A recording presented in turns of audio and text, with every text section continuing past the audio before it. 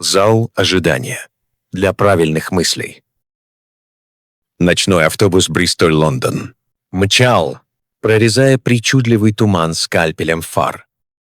Голова Мари долго не могла найти устойчивую позицию в салоне Национального экспресса. Большой монитор над водителем поочередно показывал разные ракурсы салона с его обитателями. Мигали огни, монотонный звук убаюкивал.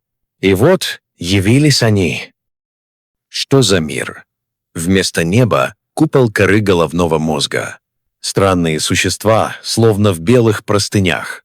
У некоторых сверху подобие корон снежинок разной сложности. Впереди предводитель, образом напоминающий Моисея. И подпись «Приключения, мыслей в голове». «О, сон, карикатура», — подумала Мари и окончательно проснулась. Это мои правильные мысли заблудились, и 40 лет ищут путь к сознанию обетованному. Сон улетучился, а история осталась. Живые воспоминания о неком тесном и одновременно бесконечном пространстве. Там мысли всех величин ожидают аудиенции у сознания, где-то в прихожей еще теснее. Там мысли формируются из образов, как молекулы из атомов. Из прихожей есть вторая дверь для образов, в сад снов. Там есть сцена для выступлений, но нет режиссера. Оттого представления такие сумбурные, мысли самой сложной формы и глубокого содержания толпятся со всеми в очереди, сознанию. Но они редко пробиваются, так как там узкий проход. Мозг гораздо легче обрабатывает мысли простые, даже если они корявые, страшненькие и неоригинальные.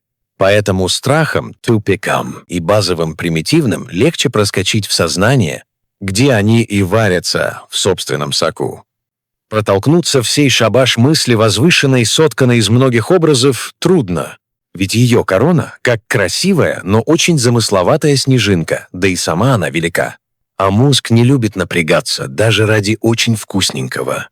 Он может жевать изо дня в день одно и то же. Чем красивее мысль, тем быстрее она тает. Ведь память — эпицентр лености. Чтобы закрепиться на передних полках, нужно получить особый мандат от сознания. Внимание, важно. Но память — дама капризная, гарантий не дает. То пообещает держать мысль для сознания под рукой, то уронит ее в черную дыру. Хорошо, если мысль зацепится каким-то выступающим образом за край прорвы. Тогда еще может выползти на свет, например, в саду снов. А автобус вновь убаюкивал. А теперь на английском. The night bus, Bristol-London, was racing on, slicing fanciful fog with the scalpel of its headlights. Marie's head could not for a long time find a stable position on the rigging of the National Express. A large monitor above the driver was alternately showing different angles of the cabin with its inhabitants. Lights were flickering. A monotonous sound was lulling. And then they appeared. What kind of world is this? Instead of the sky, the dome of the cerebral cortex. Strange creatures, as if wrapped in white sheets. Some of them have on top something resembling crowns made of snowflakes, of varying complexity.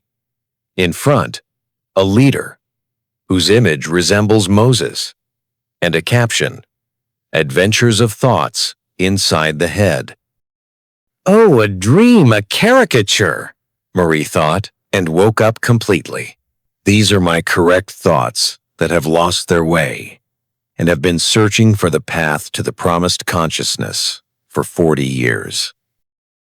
The dream vanished, but the story remained.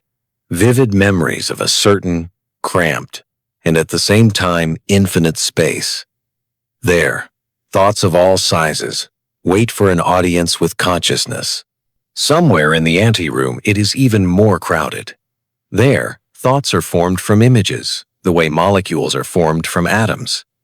From the anteroom there is a second door for images into the garden of dreams. There is a stage there for performances, but no director. That is why the shows are so chaotic. Thoughts of the most complex shape and deepest content jostle together with everyone else in the queue to consciousness. But they rarely break through, because the passage there is narrow. The brain finds it much easier to process simple thoughts, even if they are clumsy, rather ugly, and unoriginal. That is why fears, dead ends, and basic primitives find it easier to slip into consciousness, where they then stew in their own juice. To push one's way into this coven for a lofty thought, woven from many images, is difficult.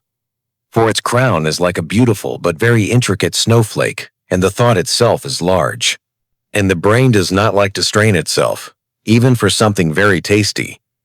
It can chew on the same thing day after day. The more beautiful a thought is, the faster it melts. For memory is the epicenter of laziness.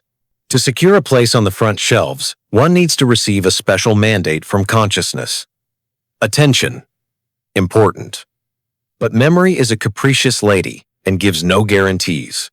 Sometimes she promises to keep a thought close at hand for consciousness, and sometimes she drops it into a black hole. It is good if a thought catches with some protruding image on the edge of the abyss. Then it may still crawl back into the light, for example, in the Garden of Dreams. And the bus was lulling once again.